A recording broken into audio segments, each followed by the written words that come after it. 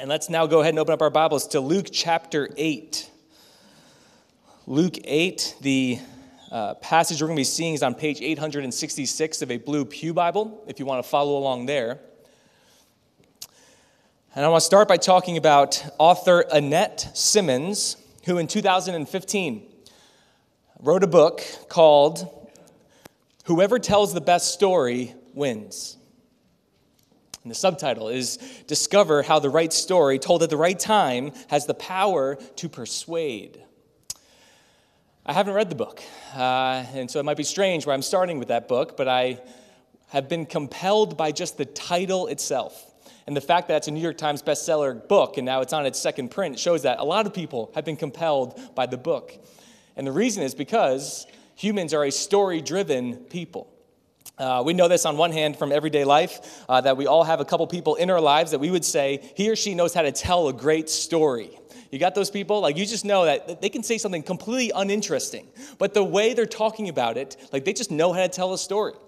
Because telling a great story is more of an art than it is a science. And on the other hand, and I'm not just being like self-deprecating here, there are those who have interesting things happening to them, like me, but can't tell a good story. And so no matter how much you try to tell it, the reaction is just like, cool. Well, see you later. All right. So there's something about just telling a story. I don't know how people get good at it, but certain people, maybe they're just born with it. But more importantly, again, humans at their core are story-driven people. And it's fascinating. All of history, no matter where we're from, when we existed, we see and live our lives through the lens of the story of the world that we believe in most. And so when we get out of bed in the morning, we have a default story in which we approach our day with. And this story, whether we can fully articulate that or not, or whether we even know it or not, it answers these really big questions that all of us have. Like, why are we here? What is our purpose in this life? What are we after? I'm getting up, I'm doing things today. Why? Why am I doing them as opposed to, not doing them? And our story of the world shapes the way we spend our time, the way we spend our energy, the way we think about things. It exposes what we love most. It exposes what we don't really care about. It exposes what our hopes are and then what we prioritize.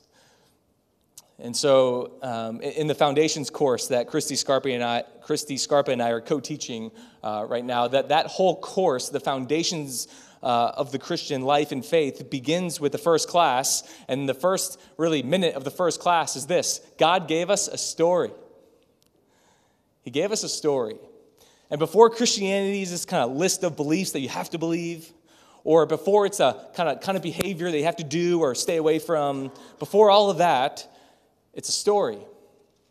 And the revelation of a story that we are invited to locate ourselves in. And that story is a God who is redeeming and restoring his fallen creation through the person and work of Jesus Christ. That's the story. And it's a story that says that you are chosen, that you are loved and renewed by faith in the Son. And when that is believed, not just acknowledged, but when that is believed, it becomes this central operating system for us to live out from each and every day. And so this world has an unlimited amount of false stories that would blind people to the true story. And it is very important that each generation of the church is aware of the most prominent false stories in their day. So if you're a believer this morning, I ask you, what are the false stories of the world that threaten to draw you away from the Lord? What are the false stories that threaten to rob or dim your affections for the Lord? And this morning, if you're not a believer, first, as we always just want to say, we're glad you're here. And we know might not be easy to be here. And I hope you know and see and experience that this is a safe place to wrestle through your story. But I would ask you, what is the default story of the world that you are located in right now? What is the story that you would say is defining your actions and your desires day to day? There's a pastor out in Denver, Colorado. His name's J.T. English. He's talked a lot about this, the idea of story, and it was even helpful for him to list out some examples of false stories that are especially prominent in our day today. And I just want to list out a few of them. This is not an exhaustive list, but just to give you an idea of what I'm thinking about. There is the false story of consumerism, that this world is about accumulating and consuming as many good things and experiences as we can before we die. Now, nobody would say that if they were asked on a street survey, what do you believe in most? But practically, functionally in their life, everything's just about the next thing they can buy to make them just a little bit happier, or the next experience they can have, the next trip they can go on. And that's their default story, is what is the next thing that's going to keep me happy or make me happy? There's the false story of rationalism, that whatever seems rational to us based upon our lived experience must be true. And it's true because it's rational. And everything goes through the lens of if it's rational, it's true. And that's the default story. There's the very prominent false story of individualism. And individualism says that I am the center of my life. And so if it feels right to me, it is right for me. If it feels right to me, it is right for me, regardless of what others might say. And the primary kind of tagline of individualism in our day is that we are just trying to be our own authentic selves. You hear that all the time. My story is to be my own authentic self and then live out of that. There's the false story of secularism, that there's no supernatural anything. Everything is just really right here. What you see is what you get. And so a freedom from religion is actually the key to human flourishing in our society.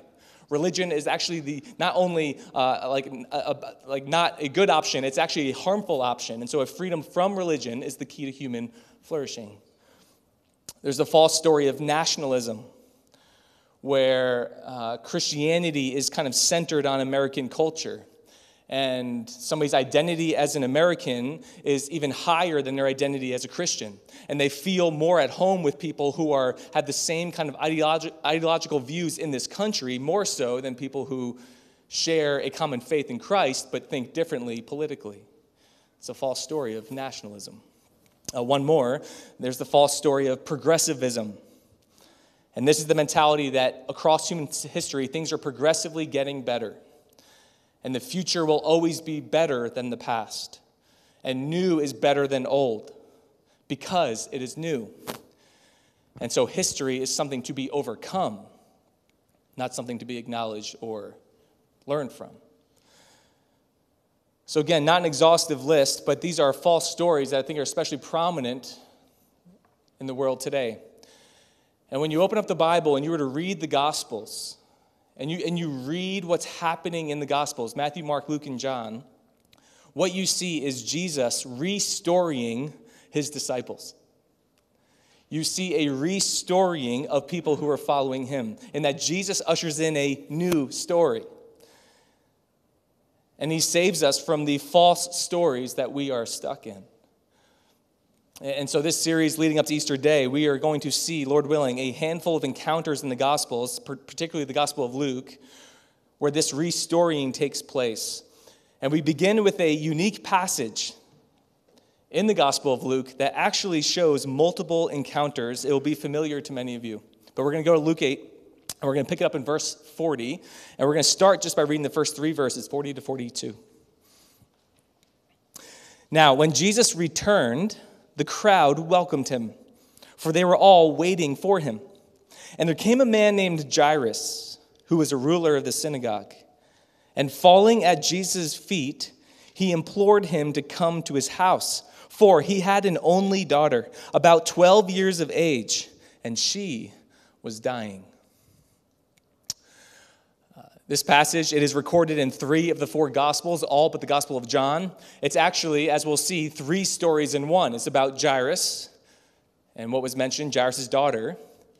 And then in the middle, there's a story of an unnamed woman, where we will eventually going to focus our time this morning. But what we see is that the gospel writers were very clear and open about the fact that their accounts, their gospels, were not meant to be just historical biographies like you might read. I love reading biographies. And I love autobiographies or kind of critical biographies of people from the past. And those biographies are to kind of show the life of a man or woman, to put it on display.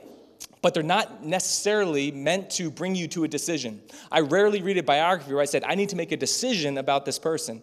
But that is exactly what is unique about the Gospels. They bring you to this encounter with Jesus that forces a decision.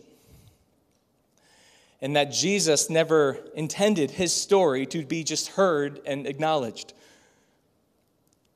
But again, to bring you to this place, either to decide to follow him or to reject him. And it's true for the people he encountered in the moment, in the stories themselves, and it's been true for everyone who has read the Gospels over the last 2,000 years. There's no such thing as a neutral response to Jesus.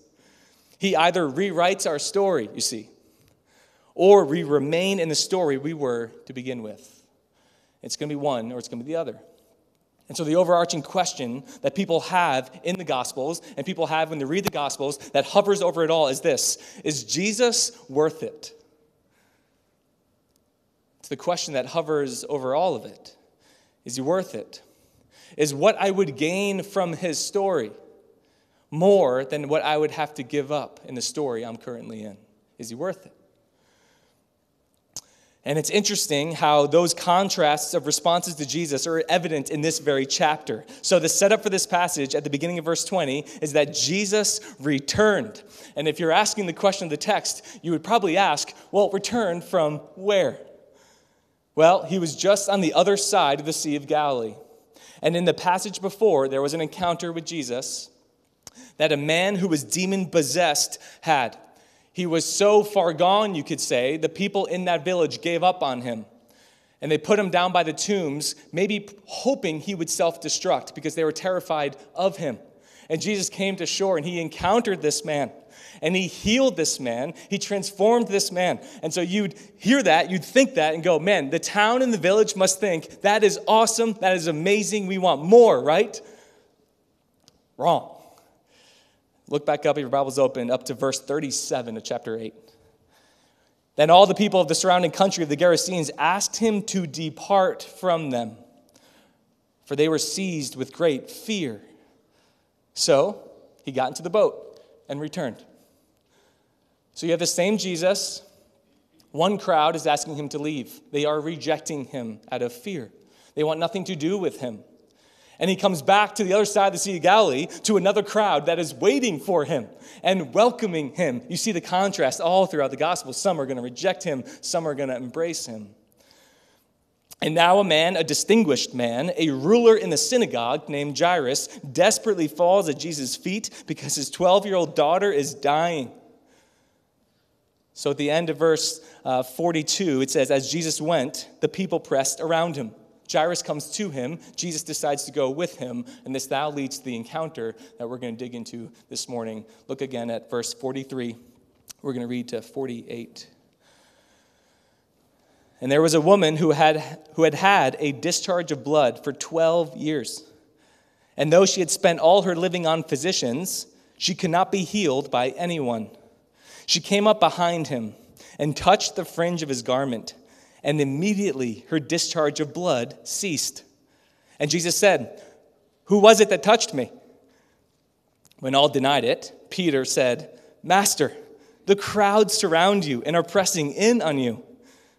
But Jesus said, someone touched me, for I perceive that power has gone out from me. And when the woman saw that she was not hidden, she came trembling, and falling down before him, declared in the presence of all the people why she had touched him and how she had immediately healed. Verse 48, and he said to her, Daughter, your faith has made you well. Go in peace. All right, we're going to see three movements of this encounter, starting with the story before Jesus. The story before Jesus, Luke tells us two things about this woman, and two things only. They're the same two things that Mark and Matthew share in their gospel as well. Number one, she has a chronic bleeding condition. And number two, she has spent all her money on doctors trying to heal it.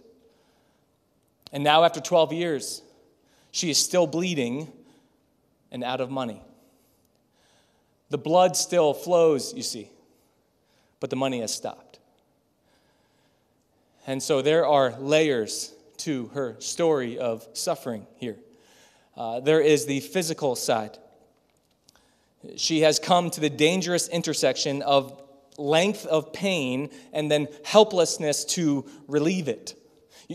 You know, it's one thing to suffer physically for 12 years with the same thing. That's a long time.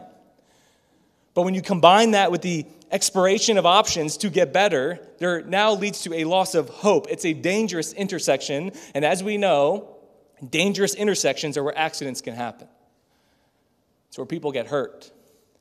And so she's in this very vulnerable state to be trapped in her story of pain and sickness, where her singular aim when she gets up in the morning for 12 years has been to stop the bleeding. And it hasn't happened. There's an author out in California, Derek Rishmay, who himself suffers from chronic joint and muscle pain. He writes this, quote, "Waiting in chronic pain can wear you down, shrivel your love, fill you with self-pity, and poison your heart." Some of you can resonate with long-term chronic pain. And I can only imagine there's a level of struggle when you know others can't really relate to you. And false stories, they poison our hearts. That's an interesting phrase. This woman's daily story of suffering over 12 years has worn her down, and particularly within chronic bleeding, that it leads to an anemic position, a depleted position, a miscoloring, a weakening of, you see it and you say that person is unwell. Certain people have chronic pain and other people can't notice right away. This woman's chronic pain, her condition, leaves her in an anemic state, a weakened state. And yet, that is not all. In fact, that might not even be the worst part for her. That beyond the physical pain, the context of her illness is socially crippling. And this is where context and knowing of the Scripture and the Mosaic Law lends some context and meaning here. Because her condition would render her, according to Mosaic Law, ceremonially unclean. Ceremonially unclean. And Luke is implying a connection here to Leviticus chapter 15, verses 19 through 30, which provides basic regulations, including regulations on menstrual bleeding for women. And while Luke does not specifically say that this bleeding condition was menstrual bleeding, the expression in the passage, discharge of blood, or it could also be translated flow of blood, is an expression that is only found in Leviticus 15, verse 25. Where a woman with a discharge of blood in the midst of menstrual bleeding is ceremonially unclean for 7 days. And then it says this in verse 25 of Leviticus 15. If a woman has a discharge of blood for many days, not at the time of her menstrual impurity, or if she has a discharge beyond the time of her impurity, all the days of the discharge she shall continue in uncleanness. As in the days of her impurity, she shall be unclean.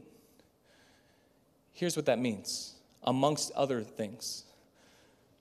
Her life is now defined by social isolation on top of physical pain. Because a Jewish person could not come into contact with someone who is unclean, otherwise they too would be deemed unclean for a period of time. So this woman has been regarded unsafe to be around for 12 years. It's not hard to imagine that whatever family or community she had when this condition began has long since left. She lives her days with a vivid reminder that she is an outcast, that she is not someone who people would draw near to. And she's reminded of it every single day. It's not hard then to see that her life is consumed with becoming well. And the story of her life is to become well. Waking up and with this reminder, physically and socially, she is unwell. And again, if we were to pause and just reflect on this and knowing that across this room, there are varying levels of resonance with this unnamed woman that you might have. Perhaps the reason she is not named, as opposed to Jairus, who was named, is because she represents every name, at least on some level. Perhaps the reason why she is unnamed is because she represents every name, at least on some level. And we also know that every society deems a certain group or groups of people as unclean, even if they wouldn't use that word. There are certain groups of people that get marginalized or pushed to the outskirts because they do not belong for various reasons. And there are spoken and unspoken expectations that leave people feeling isolated because of who they are, feeling like outsiders, feeling like they were never one of the crowd, and the crowd's aware of them so that they can stay away from them. One that I know gets a lot of attention today and still today and across our country's history are the racial or ethnic divides. And if you talk to minorities who dwell in majority white spaces, they would be honest if you asked them that there's a feeling of otherness compared to what is considered mainstream or best that they feel each day. Shai Lin, who's an author and hip-hop artist who is black, he said this, quote, "Being black in America is about the exhaustion of constantly feeling I have to assert my humanity in front of some white people I'm meeting for the first time.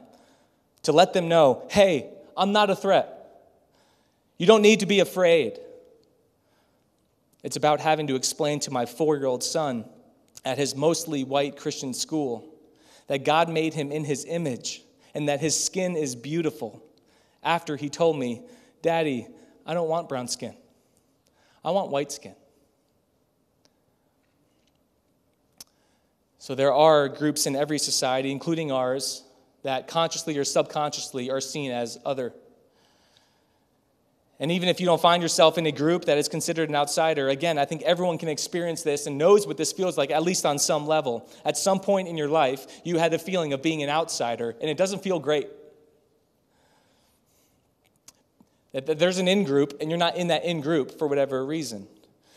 And there are several reasons why people as individuals might struggle with seeing themselves as different, as not fitting the norms, as maybe being damaged goods because of something they've experienced in their past, of being less than, of maybe having a professional career path that is not the way it's supposed to be done. And so even within your career, you know you got that way, into that place in a way that others haven't, and you're kind of reminded of that you're not, and you haven't done it the way it usually is done.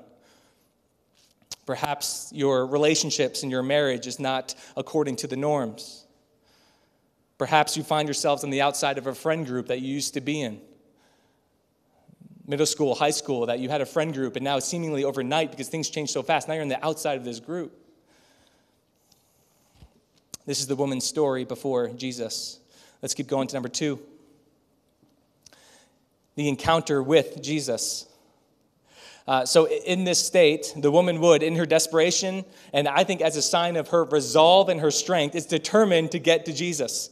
We don't know a lot of what was going on in her mind, but she saw Jesus, saw the crowds around Jesus, and she was determined to get to Jesus. And while this says much about her, which we'll get to in a moment, I think it first tells us something about Jesus. Again, if you were to go back and just comb through the Gospels and read widely throughout the Gospels and his encounters with people, you'll notice that he is drawn to the very people who the rest of society is repulsed by. The ones deemed unclean, unseen, invisible in society are the very ones that he draws near to himself.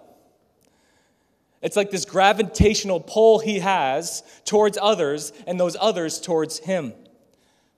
And we've been talking a lot in our 1 Timothy series about ushering in the upside-down kingdom of God. One of the most shining examples of that in the Gospels is that Jesus sees the unseen. He sees the unseen. And he came not to cater to the successful ones, or the influential ones, or the ones that you might think that if you change them, it'll trickle down and it'll change everyone. That was not his strategy. He came for the desperate. He says, guys, I came not for the healthy, I came for the sick. You could put it this way, I came for those who are not settled in their story. I came for those who are searching for a new story.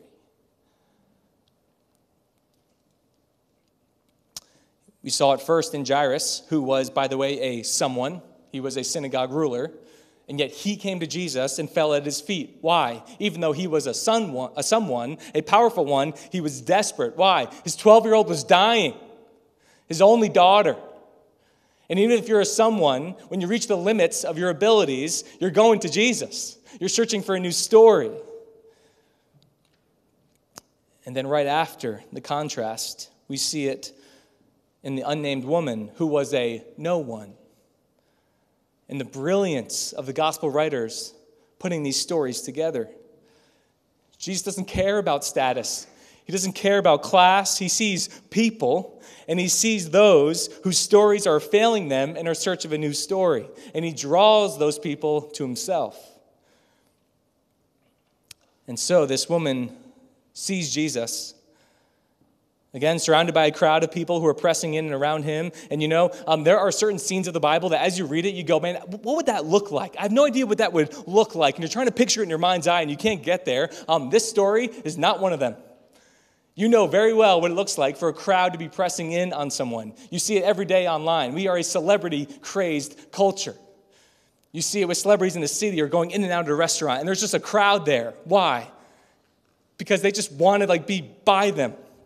You see it at the 50-yard line at the Super Bowl when people are going to shake hands in the middle. There's just a crowd and mass of people by them, right? There are masses of individuals who want to see their stories intersect with a story of someone else.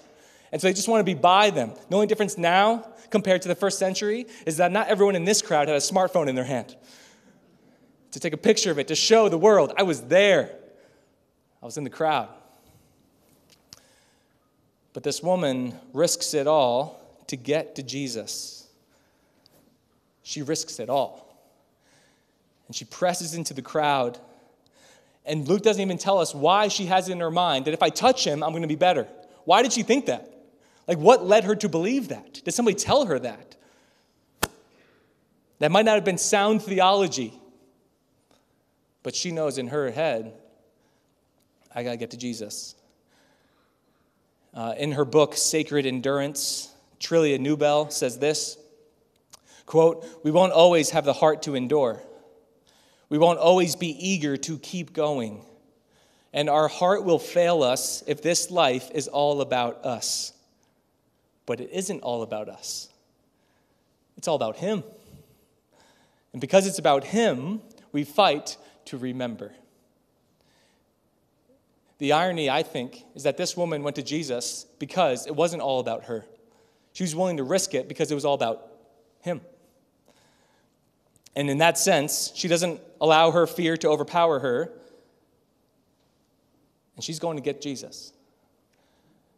Stunning display. Just pause here, just hover here. A stunning display of strength in a woman who at this point has been described in a state of weakness.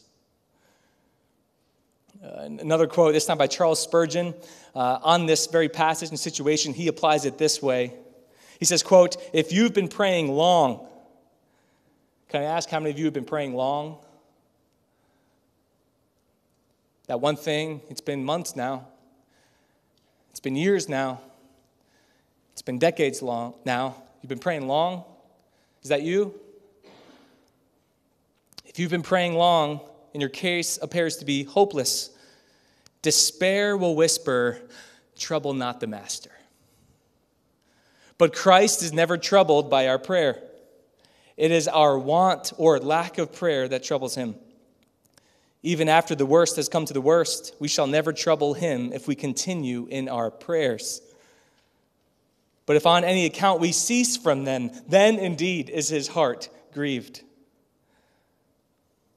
Her persistence to get to Jesus leads to a rewriting of her story, which leads to number 3, the restorying from Jesus. You go from the story before Jesus to the encounter with Jesus to now the restorying from Jesus. Verse 46, Jesus becomes aware of the touch. "Someone touched me, for I perceive that power has gone out from me." And this leads to a lot of questions from me. And you know what? It's a lot of questions that Luke does not seem very keen on wanting to answer for me.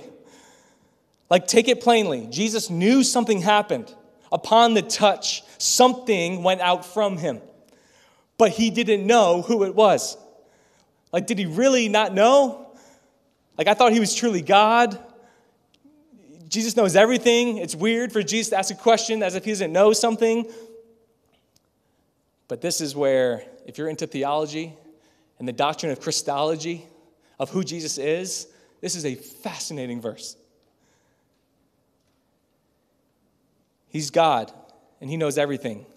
And he is man, truly man, who felt the touch on his clothes and didn't see who it was because there was a crowd there. It's a stunning and mysterious example of his nature. He knows power went out from him. That can only come from him because he's God, you see. But he didn't know who touched him because he's a man. And the people around him didn't know how to answer. And then it's Peter, because it's always Peter, isn't it? Like, it's always got to be Peter who speaks, and he's like, all right, Jesus, this is going to be a little awkward, all right? I mean, no offense. But at the risk of sounding obvious, everyone is touching you. Like, let's go. There's a crowd here. But Jairus' house, remember? Like, we're going. But Jesus knows. No, he goes, no. Something just happened. Something miraculous just happened. And so now pan the camera back to the woman. This woman realizes she's been exposed. We don't know how. She knew. Maybe others pointed her out. Maybe people started to look around and saw, oh, she's here. I guess people knew about this woman. They knew enough about her to avoid her. And now in the crowd, she's here. Maybe she just knew internally she had to confess it because Jesus was stopping and this crowd's not moving anymore.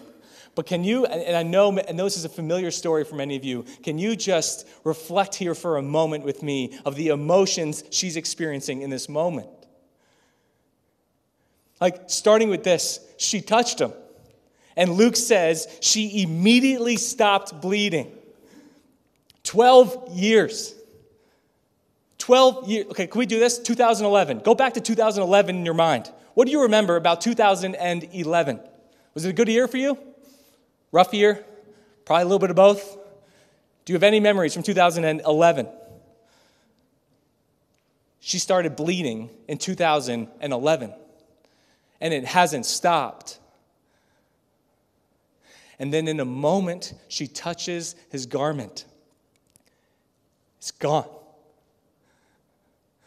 Like, on the one hand, she's got to be shocked in this moment. Relieved, maybe. Like, in a state of awe. Like, she's sitting here going, man, it worked. My goodness, it worked. Nothing else worked. All the other money I spent, it didn't solve it. The best doctors couldn't handle it. She touches Jesus, and it worked. Combine that emotion, hang on to that emotion, and combine it with the fact that now she's getting called out.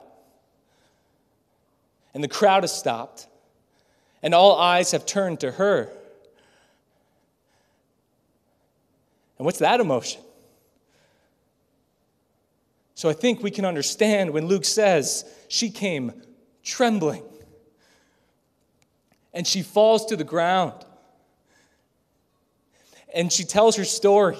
Like, why she was there in the first place, why she touched him, what happened when she touched him. Do you think her voice was breaking up a little bit? Do you think she was fumbling to find the right words? Do you think she was talking 100 miles an hour trying to get it all out before people would stone her or remove her?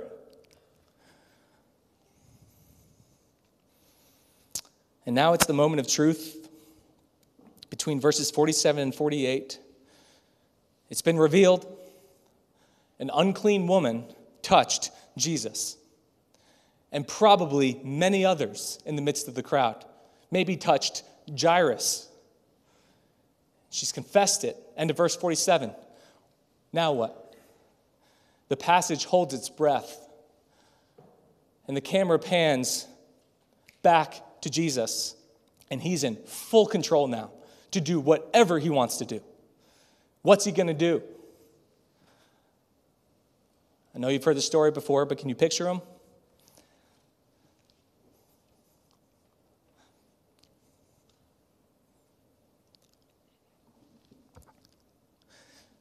kneeling down to the eye level with this woman on the ground, and he addresses her, hear me, the only time in all the Gospels he calls somebody this name, looks her in the eye and says, daughter. The only time. Your faith has made you well. Go in peace. What would that have been like for her? I wonder when the last time someone looked her in the eye. And he doesn't talk about how great he is. He commends her. He commends her strength. He declares before all, your faith has made you well. This woman has made a decision, and she is healed. And Alistair Begg says here, her cure is not because she touched him, but because she trusted him. She trusted him. And so now we got a couple minutes just to wrap up. Did she know everything about Jesus when she touched him? Probably not. Did she know her Old Testament scriptures and the coming of a Messiah that was promised in the prophet of Isaiah? We don't know. Was she clear on all the doctrines of salvation of how to be saved? Probably not. What we do know is that she saw Jesus. She was drawn to Jesus, and she trusted Jesus. And God rewrote her story with a childlike faith. Go in peace. And so as we do finish to apply this to our lives, I'd say what the application is not, it's not if you believe in Jesus, he'll make all your problems go away in this world. It's not that if you're dealing with pain of any kind, the physical kind, the chronic kind, the emotional kind, the spiritual kind, that if you're struggling with that must mean you don't have enough faith and you just got to do better. It's not the application. The truth is so much better than that. It's the fact that this bleeding woman's story interacts with all of our stories because we all needed someone to enter into our story and accept us, not be repulsed by us. We've all had a story before Jesus, or we have one right now. And what we need is not to go and do better, but as someone to enter into our story, look us in the eye, call us son or daughter, and say, go in peace. And it's also the fact that this passage illustrates the great exchange that takes place by faith. It illustrated it right before our eyes. Jesus emptied of his power in order to heal. Did you see it? And how does he do it? Like, how can Jesus say, your faith has saved you and made you well? How could he say it to her? How could he say it to you? It's because he knows he will bleed for her. And he will experience the physical pain. He will experience the social shame and the divine isolation on the cross. That's why he came.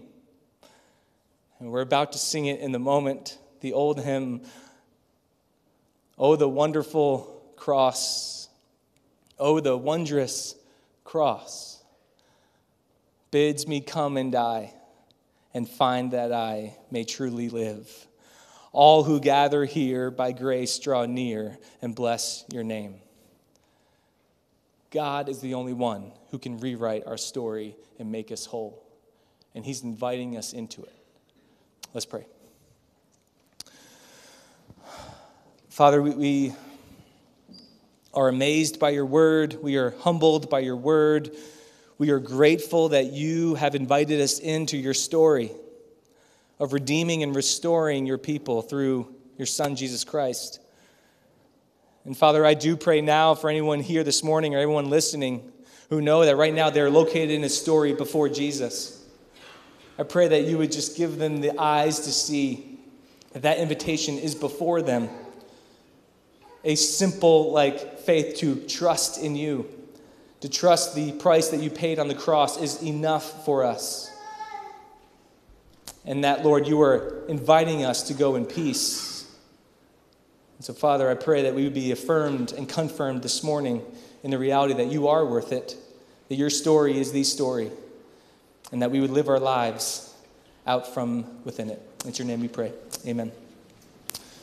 Amen. Let's stand together and sing that song, "Oh, the Wonderful Cross."